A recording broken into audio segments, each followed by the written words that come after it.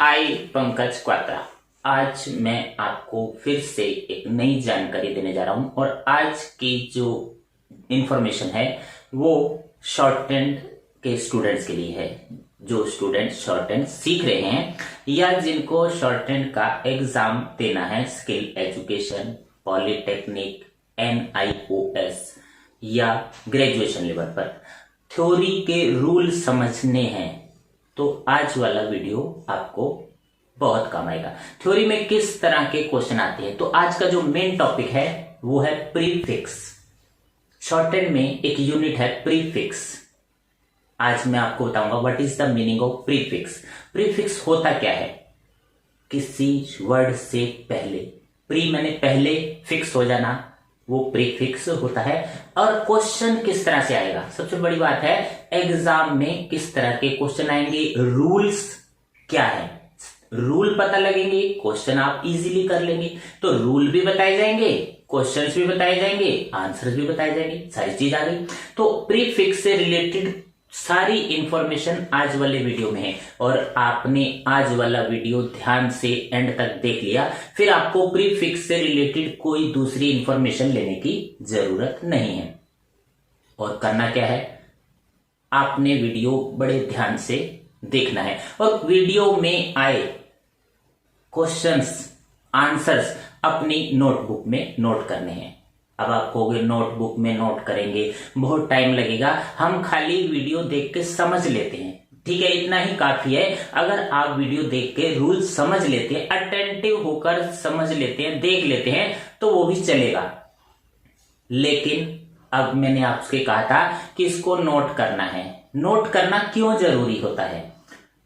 ताकि हमें लिखने का अभ्यास हो जाए। एक बार तो कम से कम लिख ले अपनी नोटबुक में, और एग्जाम से पहले हम उसको पढ़ भी सकते हैं, नोटबुक में रहेगा तो।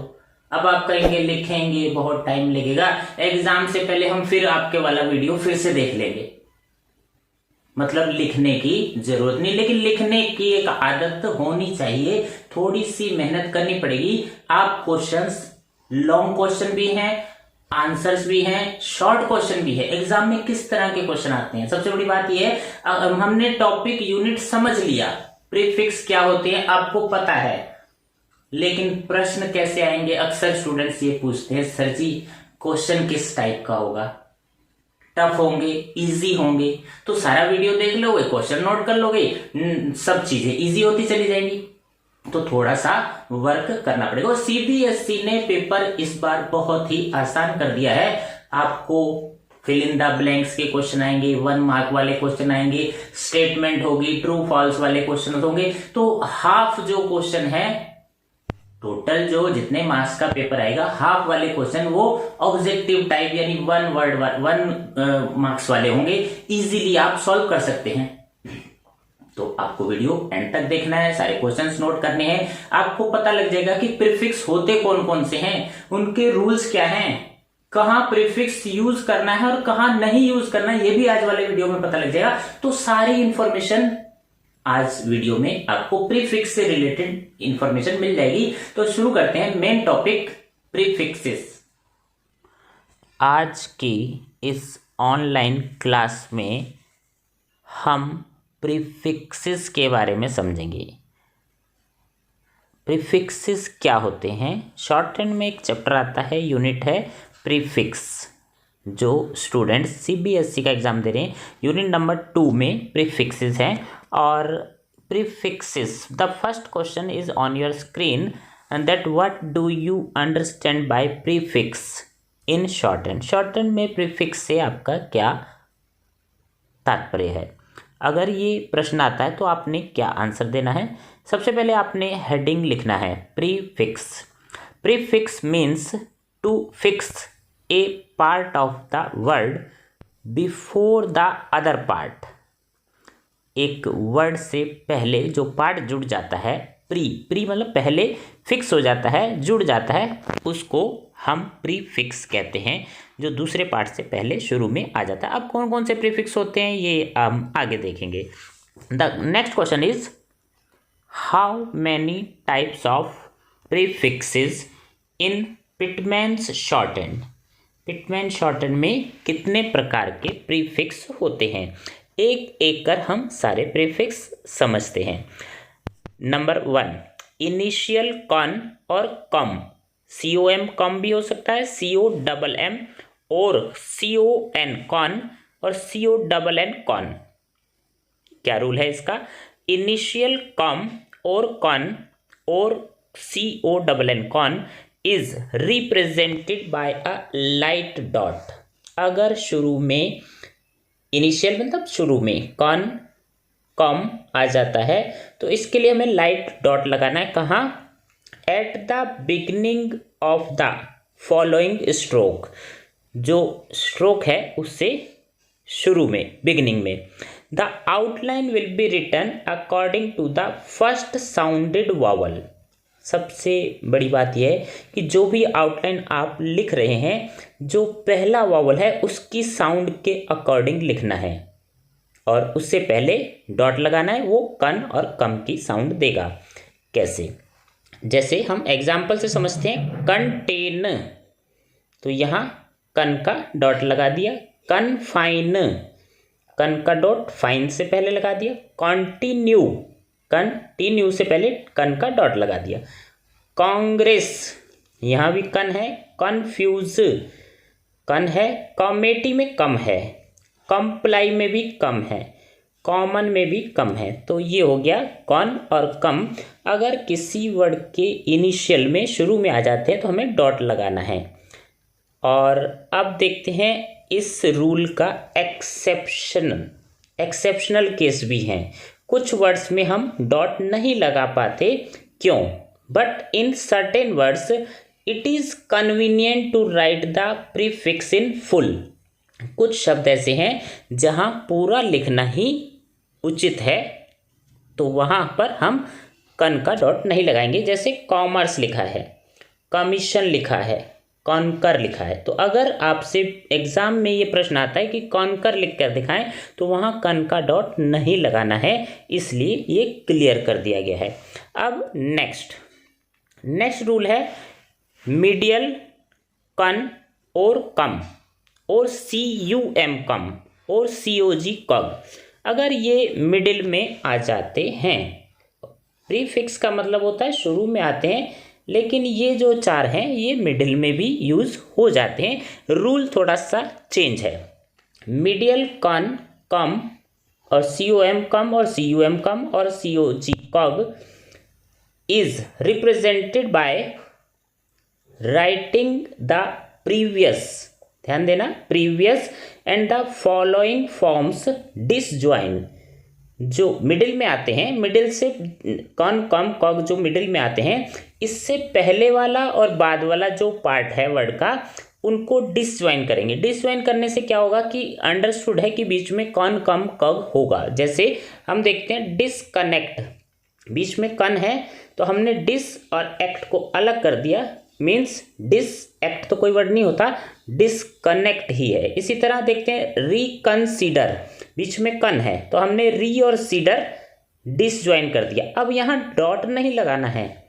री और सीडर डिसजॉइन करने का मतलब है बीच में कॉन कम कग कुछ है। इसी तरह डिसकंटिन्यू, डिसटीन्यू कोई वर्ड नहीं होता, डिसकंटिन्यू ही होगा। तो क्लियर है, मिडिल में आ जाएगा तो हमने क्लोजली यानी डिसजॉइन करके लिखना है, और इनिशियल में वॉवल डॉट लगा देते हैं। अब देखते हैं इन फ्रेजोग्राफी, मिडिल में ये फ्रेजोग्राफी के लिए भी यूज होता है। मीडियल कॉन कम में ऑल्सो बी अप्लाइड इन फ्रेजोग्राफी। फ्रेजोग्राफी में कैसे फ्रेज है? अगर आपको एग्जाम में एग्जाम्पल देना है कि फ्रेजोग्राफी में कन और कम कैसे यूज करते हैं, तो आप दे सकते हैं I am confident, I am content, you will be compelled. Okay, middle में डॉट नहीं लगाते, क्लोजली लिख देते हैं डिसजॉइन करके। विद ग्रामलॉक्स के साथ कैसे यूज करेंगे? Medial com con may be represented by disjoining the upward dash grammalogues. ध्यान रखना, अपवर्ड वाला डैश जो ग्रामलॉग है उसके साथ यूज होता है और but not in case of downward dash, downward के साथ यूज नहीं होता। जैसे ऑन द कमेटी, यहाँ तो यूज हो जाएगा, लेकिन ऑफ द, यहाँ डाउनवर्ड हो गया तो ऑफ द कमेटी में यूज नहीं होगा, वहां पर हमें पूरा लिखना पड़ेगा या फिर डॉट लगाना पड़ेगा। क्लियर। अब देखते हैं थर्ड रूल सी, इनिशियल एकम और एकमो। अगर किसी वर्ड के इनिशियल में शुरू में एकम या एकमो आता है तो आपको क्या करना है, इनिशियल एकम और एकमो इज रिप्रेजेंटेड बाय कॉन्सोनेंट के। उसके लिए के कॉन्सोनेंट है, ज्वाइन भी हो सकता है, डिसज्वाइन भी हो सकता है, दोनों तरह से यूज कर सकते हैं। देखते हैं एग्जाम्पल कैसे यूज होगा एकम और एकमो। ये एग्जाम्पल है। एग्जाम में अगर आपसे रूल पूछा जाता है तो आपको दो एग्जाम्पल देने हैं, जैसे अकम्पनी या अकम्प्लिश, अकोमोडेट, अकोमोडेशन। आपने क्या करना है, सारे रूल्स को नोट करना है अपनी नोटबुक में, और इससे आपको लिखने का भी अभ्यास हो जाएगा और रूल भी क्लियर हो जाएंगे। पहले आपने वीडियो एक बार देख लेना है, फिर उसके बाद नेक्स्ट टाइम में उसको नोट करना है नोटबुक में। Next, prefix intro. किसी वर्ड के शुरू में अगर इंट्रो आ जाता है तो उसके लिए क्या करना है, initial intro is represented by double length N, N को डबल करना पड़ता है। जैसे इंट्रोड्यूसिंग, इंट्रोस्पेक्ट, इंट्रोड्यूस, इंट्रोड्यूसर, ये एग्जाम्पल्स हो गई। एन को डबल कर देंगे यानी NTR बनाना है तो वो इंट्रो प्रीफिक्स होता है। Next, initial magna, magne, magni. अगर मैग्ना, मैग्ने, मैग्नी किसी वर्ड के शुरू में आता है यानी प्रीफिक्स होता है तो आपको क्या करना है, is represented by disjoint consonant M, M consonant disjoin करना पड़ेगा। कैसे, मैं एग्जांपल से समझाता हूं। Magnify, magnificent, magnetise, magnitude. आपको दो एग्जाम्पल एग्जाम में देने हैं, यहाँ मैंने आपको ज़्यादा एग्जाम्पल दिए हैं। आप कोई सा भी जो एग्जाम्पल आपको इजी लगता है वो नोट कर सकते हैं। अब देखते हैं नेक्स्ट, इनिशियल ट्रांस। अगर किसी वर्ड के इनिशियल मीन्स शुरू में ट्रांस आ जाता है तो क्या करना पड़ेगा, initial trans will be represented by writing trans, omission of n. दोनों तरह से लिखा जाता है। एक तो ट्रांस हम इस तरह से लिख सकते हैं और एक ट्रांस इधर से भी सर्कल बना सकते हैं, तो दोनों तरह से ये ट्रांस ही कहलाएगा। एन ओमिट हो जाए या बना हो तो आपको ये ट्रांस ही है। जैसे देखते हैं ट्रांसलेट, यहाँ एन और एस दोनों हैं। ट्रांसक्राइब में भी हैं, ट्रांसमीटर और ट्रांसफर में नहीं है। यहाँ सर्कल दूसरी तरफ से बनाया है तो दोनों तरह से बन जाता है, ट्रांस ही रहेगा।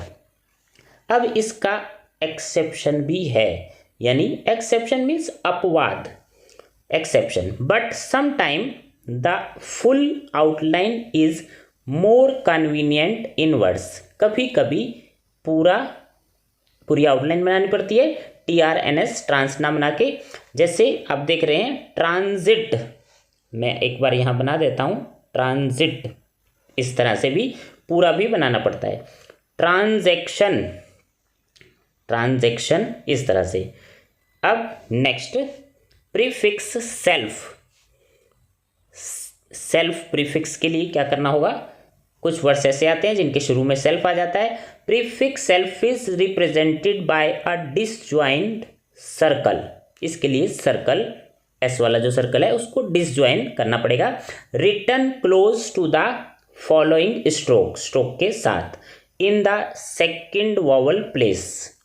कैसे, जैसे आपको लिखना है self made, self help, self love, self satisfied, ये मिडिल में आएगा। जहाँ सेकेंड वॉवल हम लगाते हैं वहाँ पर self defence, self reliance. Okay, अब देखते हैं नेक्स्ट वाला रूल। सेल्फ और कन दोनों एक साथ आ जाए तब क्या करना होगा, या सेल्फ कम भी आ सकता है, तब क्या करना है, self con self com is represented by a disjoint circle, circle वही रहेगा disjoint, written in the position of con, ये अब ये कन वाली जगह पर या कम वाले जगह पर आएगा जहां हम डॉट लगाया था कन और कम का। अगर सेल्फ कन कम है तो उस डॉट वाली जगह पर हम सेल्फ लगा देंगे तो सेल्फ भी हो जाएगा कन भी हो जाएगा। जैसे आप देख रहे हैं यहाँ पर सेल्फ कॉन्फिडेंस, कॉन भी आ रहा है सेल्फ भी आ रहा है, तो कन वाले स्थान पर हम सर्कल लगा देंगे। इसी तरह सेल्फ कंट्रोल, कन की जगह पर सेल्फ लगा देंगे, तो मीन्स कन भी है और सेल्फ भी है। Self congratulate, self conscious, self composed, अब यहाँ कम आ गया, self contained, clear. Next rule, in, before, कहीं कहीं प्रीफिक्स इन आ जाता है, कहाँ आता है, बिफोर STR SKR और H अपवर्ड जहाँ होगा वहाँ पर, तो करना क्या है, इन बिफोर STR SKR और upward H will be represented by a small hook. याद रखना है, अगर इनसे पहले आता है, इनसे पहले STR SKR और H अपवर्ड, तो वहाँ पर आपको स्मॉल हुक यूज करना है। Return in the clockwise motion, clockwise घड़ी की दिशा में, या फिर इसको हम राइट मोशन भी कह सकते हैं। कैसे, देखते हैं एग्जाम्पल। आपने जब भी रूल क्लियर करना है तो 2 एग्जाम्पल देने हैं। अब मैं आपको यहाँ ये 2 से ज़्यादा एग्जाम्पल दे रहा हूँ। जैसे कि इंस्ट्रूमेंट, अब यहाँ क्या है, जो STR था उससे पहले हमें हुक लगा दिया क्लॉकवाइज, तो इंस्ट्रूमेंट हो गया। ठीक है, इस तरह से इंस्ट्रूमेंट बना लेंगे, इंस्ट्रूमेंट, क्लियर। अब देखते हैं दूसरा रूल, इनहेबिट। इनहेबिट में H से पहले इन आ रहा है, इंस्ट्रक्टर STR से पहले इन आ रहा है, इनहेरेंट H से पहले इन है, इंस्क्राइबर SKR से पहले इन है, इनहेल H से पहले है, क्लियर। अब यहाँ पर भी अपवाद है, एक्सेप्शनल केस हैं, जैसे कि but the small hook for in should not be used in the case of negative words, तो जहाँ नेगेटिव वर्ड्स होंगे वहाँ हुक वाला इन नहीं यूज करना। जैसे in humanity, in hospitable, in human, clear. अगर एग्जाम में क्वेश्चन आता है कि नेगेटिव वर्ड्स में हम यूज कर सकते हैं, तो हमने आंसर देना नो, हम यूज नहीं कर सकते हुक वाला जो इन है prefix. Next rule, in case where two LS या RS कम इनिशियली, किसी वर्ड के शुरू में आते हैं, they may be represented by only one downward L और R provided the rule permit for writing them in downward direction. कैसे, आपको लिखना है रेजोल्यूट, और अगर लिखना है इरेजोल्यूट तो यहाँ डाउनवर्ड R लगाएंगे। रेलेवेंट और इरेलेवेंट, लिमिटेबल इलिमिटेबल, तो दोनों की आउटलाइन अलग अलग हो गई। अब एक्सेप्शनल केस देख लेते हैं। एक्सेप्शनल केस में क्या है, but in case distinctive and convenient outline, या तो उचित आउटलाइन बनानी है या डिस्टिंक्टिव यानी भिन्नता दिखानी है 2 आउटलाइन में, तो हम वहाँ पर 2LS RS MS NS लिख सकते हैं। जैसे लीगल और दूसरा वर्ड है इलीगल, तो यहाँ दोनों में एक जैसा ना हो जाए, भिन्नता दिखाने के लिए हम 2L लिखे हैं। मटीरियल इमैटीरियल 2M लगा दिए।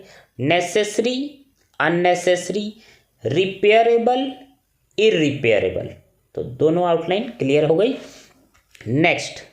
नेक्स्ट रूल, लास्ट रूल है ग्रामेलॉग्स एज प्रीफिक्स। ग्रामेलॉग्स को भी हम प्रीफिक्स बना लेते हैं। कैसे, अगर एग्जाम में पूछा जाता है क्या ग्रामेलॉग्स भी प्रीफिक्स हो सकते हैं, आप क्या एग्जाम्पल देंगे, ऑलरेडी, यहाँ पर ऑल ग्रामेलॉग्स है, ट्रेडमार्क ट्रेड ग्रामेलॉग्स है, क्लियर। सारे रूल प्रीफिक्स के क्लियर हो गए। अब देखते हैं next question. Right the shorten outlines of 10 words using prefixes. कोई 10 वर्ड्स आपने लिखने हैं जिनमें प्रीफिक्स यूज हुआ हो। इजी है, आप एग्जाम में प्रश्न आएगा 2, 3, 4, 5 कोई से 10 वर्ड आप अपनी मर्जी से लिख सकते हैं। मैंने यहाँ पर आपको 10 वर्ड्स दे दिए हैं, आप इनमें से चूज कर सकते हैं। Next question, question number 4। At which place the outlines of the words written by using prefix accom एकमो। एकम और एकमो प्रीफिक्स की जो आउटलाइन होती है वो किस प्लेस पर लिखी जाती है? आंसर क्या है? The outline must always be written at first place. Clear हो गया? आउटलाइन जो है फर्स्ट प्लेस पर लिखी जाएगी। क्यों? Because the first sounded vowel in accom और एकमो इज फर्स्ट प्लेस। एकम और एकमो का जो वावल आ रहा है, फर्स्ट वावल जो है वो फर्स्ट साउंडेड है, इसलिए हम इसको फर्स्ट प्लेस पर लिखते हैं। एग्जाम्पल दे सकते हैं, accompany, accommodation. Clear? Next question. Name the prefixes which are represented by a small disjoint circle. वो प्रीफिक्स कौन सा है जिसमें स्मॉल डिसजॉइंट सर्कल लगाते हैं? तो आंसर रहेगा self. Self, prefix self is represented by disjoint circle written close to the following stroke. पूरा रूल क्लियर हो गया। एग्जाम्पल दे देंगे, जैसे कि सेल्फ डिफेंस है या सेल्फ मेड है। इसी तरह सेल्फ कन और सेल्फ कम के लिए भी सर्कल, स्मॉल सर्कल यूज होता है प्रीफिक्स में, जैसा कि सेल्फ कंट्रोल, सेल्फ कॉन्फिडेंस। दोनों क्लियर हो गए। प्रीफिक्सेस पूछे हैं सर्कल से जो बनते हैं। Next question number 6। By which consonant prefix magna magni represented. Magna, magne और मैग्नी किस कॉन्सोनेंट से प्रीफिक्स बनते हैं? Initial magna, magne, magni is represented by disjoint consonant M. इसके लिए हमें कॉन्सोनेंट एम डिसजॉइन करना पड़ता है। मैग्निफिसेंट और मैग्नेटाइज आप एग्जाम्पल दे सकते हैं। अगर शॉर्ट क्वेश्चन आता है तो आपको ये आंसर इस तरह देना है। अगर लॉन्ग क्वेश्चन आता है, सारे रूल हैं, 4 मार्क का क्वेश्चन है, तो आपको सारे रूल एक्सप्लेन करने पड़ेंगे। और किसी एक प्रीफिक्स के बारे में पूछा है तो आपको इतना ही आंसर देना है। देखते हैं question number 7। Name the consonant by which intro is represented. खाली इंट्रो का रूल पूछा है और कॉन्सोनेंट पूछा है। इंट्रो कैसे रिप्रेजेंट करते हैं? Initial intro is represented by double length N. N को डबल लेंथ कर देंगे, यानी NTR से बनाते हैं। जैसा कि एग्जाम्पल देना है, इंट्रोड्यूस, इंट्रोडक्शन। अब नेक्स्ट, अब डिफरेंट टाइप का क्वेश्चन है। Fill in the blanks with appropriate word in the blank. आपने ब्लैंक फिल करना है। पूछा गया है initial con com is represented by. Initial में कन और कम आ जाएगा, किससे रिप्रेजेंट होता है? आंसर नीचे दिया हुआ है, डॉट से। बी, क्वेश्चन नंबर 8 का B part, disjoin M represent the prefix. M जो है कौन सा प्रीफिक्स होता है? Magna, magne, magni. Clear? Prefix intro is represented by double length consonant. कौन सा कॉन्सोनेंट डबल लेंथ करके इंट्रो बनता है? एन को डबल करना है, यानी NTR। और नेक्स्ट है in before STR, SKR, H upward is represented by. In कैसे रिप्रेजेंट करते हैं? STR, SKR, H से पहले आ जाए तो आंसर रहेगा स्मॉल हुक। क्लियर? लास्ट है एकम और एकमो इज रिप्रेजेंटेड बाय। प्रीफिक्स एकम और एकमो कैसे रिप्रेजेंट होते हैं? स्ट्रोक के द्वारा। तो ये थे प्रीफिक्स से रिलेटेड क्वेश्चन जो आपने देखे। आपने पूरा वीडियो ध्यान से देखा। आप वीडियो को देखने के बाद चैनल पर नए हैं तो चैनल को सब्सक्राइब करेंगे, सब्सक्रिप्शन की कोई चार्जेस नहीं है। और अपने कमेंट देना ना भूलें, अपने फ्रेंड से, मित्रों से शेयर करेंगे वीडियो को, ताकि वो भी बेनिफिट ले सकें, एग्ज़ाम में अच्छे मार्क्स ला सकें। और विद्या का दान सभी को देना चाहिए। आप विद्या बांटते रहें। आज की ऑनलाइन क्लास यहीं एंड करते हैं। Thank you.